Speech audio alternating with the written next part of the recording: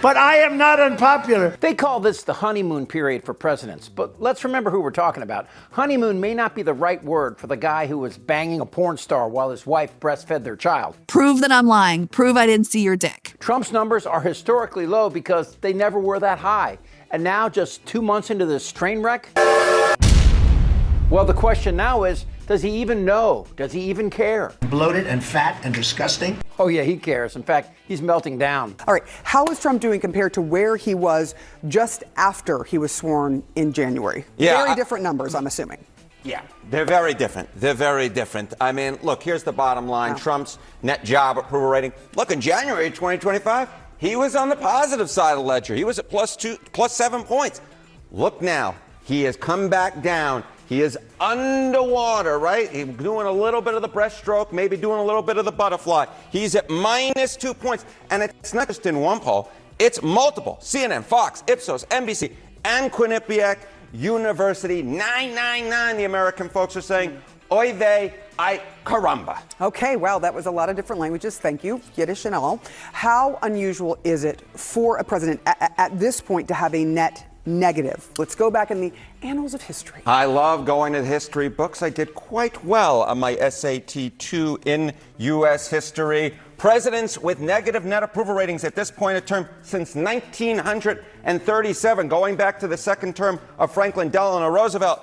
Well, there are two men on the screen, and they're the same two men, Trump in 2017 and Trump in 2025. Here are the issues. Sometimes I like lists. Trump's net approval rating on major issues: positive, immigration.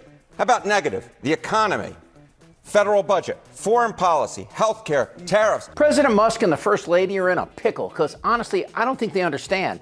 Even with half a dozen polls saying that they suck, and even though it's been 2 months, they don't see that America is exhausted from their bullying threats against us, Americans, and attacks against our friends and allies. But for the meantime, we're still a democracy. So let's ask the obvious. Why are their numbers down, and why the majority of Americans are A, worried about the near and long-term future, and B, pissed that Trump and sociopath version 2.0 are destroying the fabric of our society for their billionaire friends. I'm really rich. So Trump is melting down, kind of like Elon's Teslas. Tesla chargers going up in flames. And yeah, I don't give a shit. But these numbers reflect two other things. One, they reflect people like me, people who have known Trump for more than 30 years and have seen his slow cognitive decline turn him into a raging, malignant, narcissistic sociopath. And two, people like this. I'm gonna try to get through this without crying. My name is Louise, and me and my family own a wheat farm in Kansas. We are all certainly lifelong Republicans, and we were so happy to vote for Trump in all 3 of his elections. However, we were certainly not aware that he was going to put a funding freeze on all U.S. aid. 100% of our wheat produce is bought by U.S. aid and shipped out of the country. So our farm is completely bankrupt. We have no customer. We had this whole deal with the U.S. government, and now that is just gone in a second. And we are completely decimated. USAID buys about $2 billion worth of American farmers' goods annually, and every single one of those farms is in the same boat as us now. It's a sinking boat. He didn't consider us at all when he made these decisions, and it would be impossible for any world leader to do something that could negatively affect us more than what Trump has done to us. And we voted for him. Now, I feel bad for this woman, kinda. I mean, she's losing a family generational farm. That is sad, but America's farms depend on undocumented immigrants. They do the work for a fraction of the cost were it not them. And this woman who voted for Trump 3 times, come on, she carries some responsibility, because while I can't say for sure, my money's on her being part of this crowd.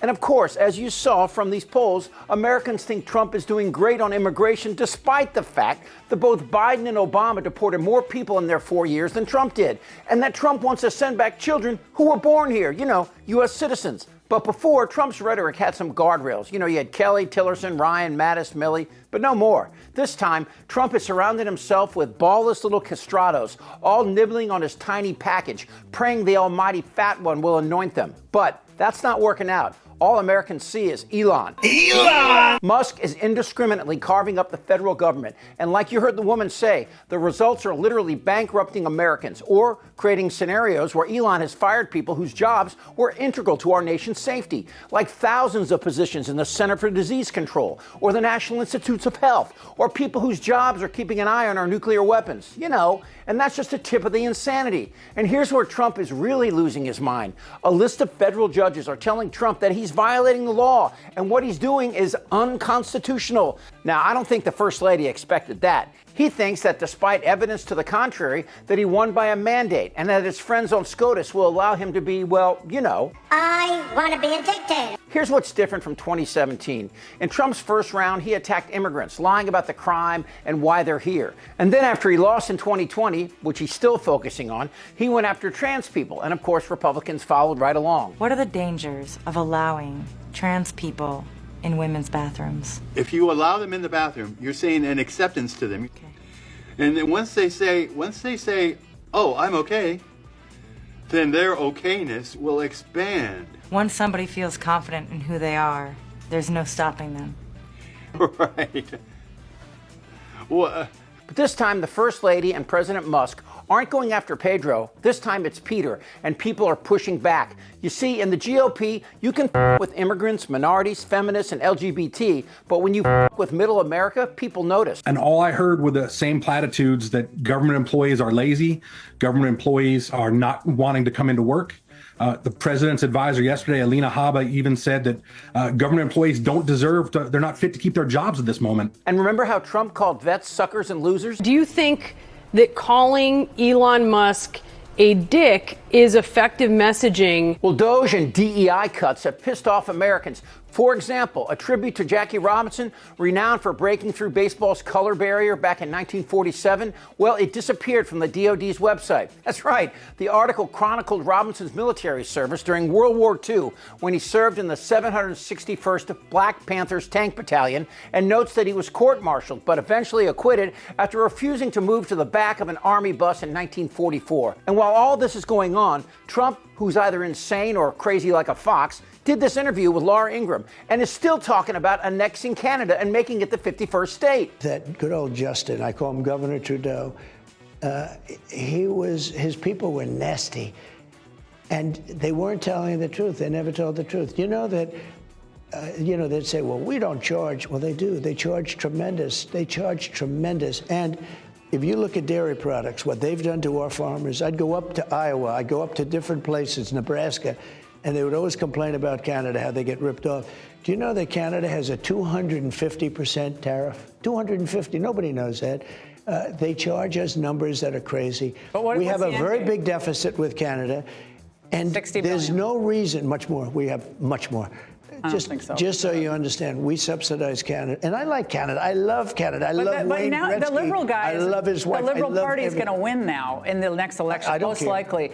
And they were down and out. Isn't that going to make them more hostile to us and possibly I'd rather deal with a liberal than a for China closer to Canada, and that would really put us in a bind. The conservative that's running is stupidly no friend of mine. She has to fact check him repeatedly. And when Fox is pushing back on their meal ticket, you know it's bad. But the real story here is where Trump's pushback is coming from. Young people looking for student debt relief got screwed while watching Republicans like Dairy Queen get her $100,000 plus PPP loan forgiven, and people over 50 are listening to Musk. Elon! He's talking about Social Security being a Ponzi scheme? This is different than in 2019. Trump is f***ing with the wrong people. And who are they? Well, they're hungry, ignorant, confused Trump voters. It's so bad, even the DNC can't f*** this up. Well, fingers crossed. Bloated and fat and disgusting. Goddamn right. I like that. I don't want to talk about this stuff. Am I wrong? Yes! TikTok! You're in a lot of trouble, Donnie. I think he's crazy. I'm Chip Franklin.